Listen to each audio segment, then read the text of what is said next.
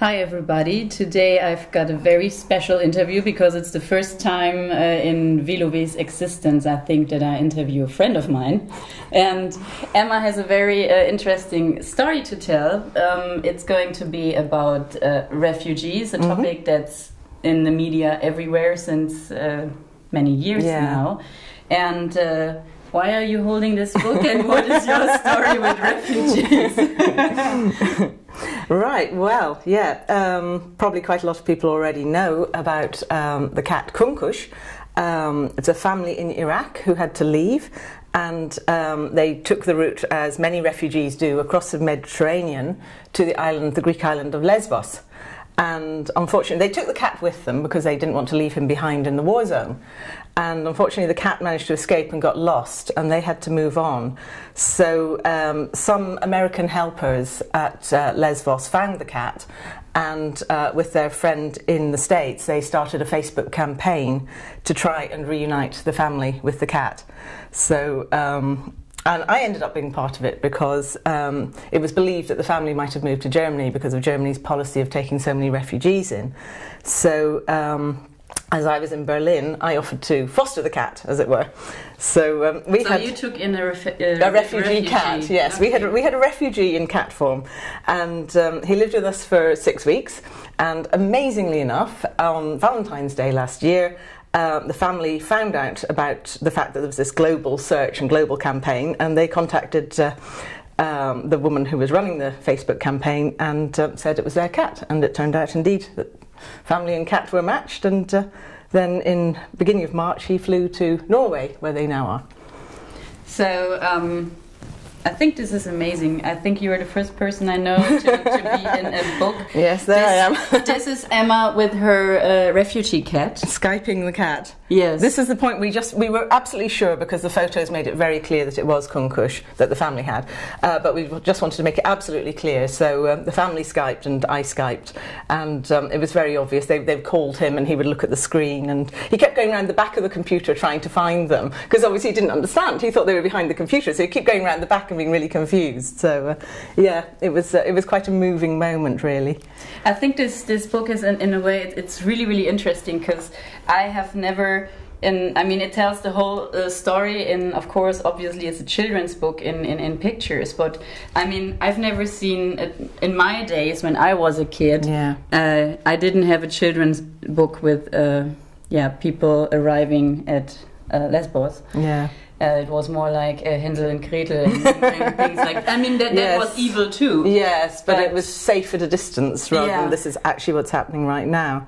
And in fact, this is actually a picture of Amy, who was one of the two people that rescued the cat. So she actually ended up having to go into the water to help pull people out when the boats capsized. So it's I think it's really important. This is an issue that's not going to go away, and in fact, I'd say in some ways it really is the big issue of this century is refugees. So it's important, I think, for children to start to learn and understand why people have to move from other countries and the dangers of it and the risks they take in order to sort of provide a better life for their children and themselves and their animals.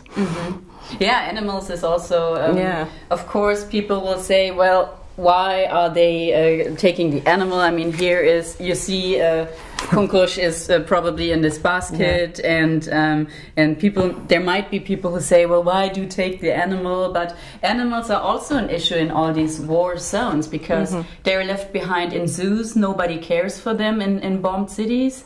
Or there are so many animals left behind and also suffering from war, and then there are people, of course, helping them. And I think, what do you feel, what is the important issue of taking this one single cat through, I don't know how many countries? I think there was the route back here. Yes, here's the from Iraq over Turkey, Lesbos to Berlin, and then to Norway. Why is it important that this one cat has been rescued in a way? I think he's almost become symbolic, really, of the things that matter to us, because a lot of people, or a few people to be honest, were saying, well, it's only a cat, what's the point?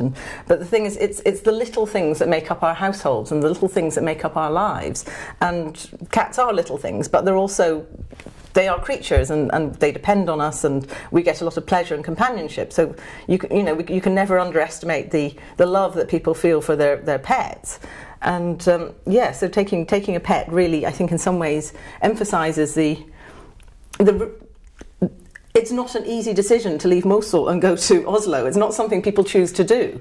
And I believe they're finding it extremely cold in Norway because it's not what they're used to. But it's a very, very tough decision. People do not become refugees willingly. And in some ways, taking the cat seems to almost emphasise that. It's like, look at all the things you have to take with you. So, yeah.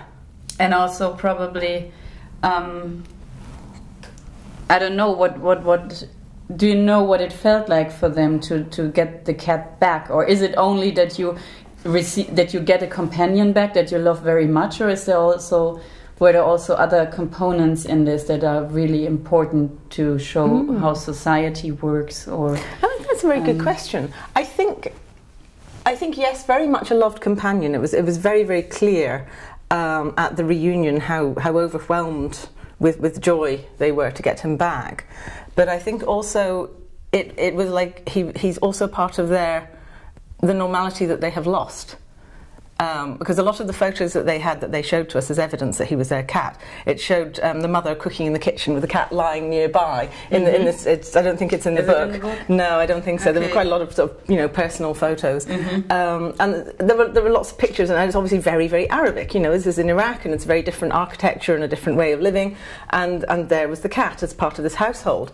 So yeah, it was almost like they'd got part of their life back as well. It was just this little extra element of how life was. And when you're living in a totally strange foreign culture and country and language and everything, it must just be wonderful to get this little bit of home suddenly turn up when you least expect it. So yeah, I think there's deeper levels than simply also just loving him because he's the family cat. So I think he was a bit of home. So Emma, thank you for your time. And also for the time that you spent with the cat, that you made such an important impact in some people's lives. Well, you're very welcome for the interview. It was a pleasure. It really was a pleasure to have him as a guest, and it was a pleasure to try and help people who are in such a desperate situation. And I'm really delighted this book has come out, and it's a lovely book. Actually, it's a lovely read. Yeah. So it's good. So children's books today are going to be a little bit different as the world's going to be different. Yeah, I think so. We have to face different issues. It answers a lot of questions, I think, and it gives children hope as well that people care, and no matter what happens, we're all human and we all care about things at the end of the day, so it's good.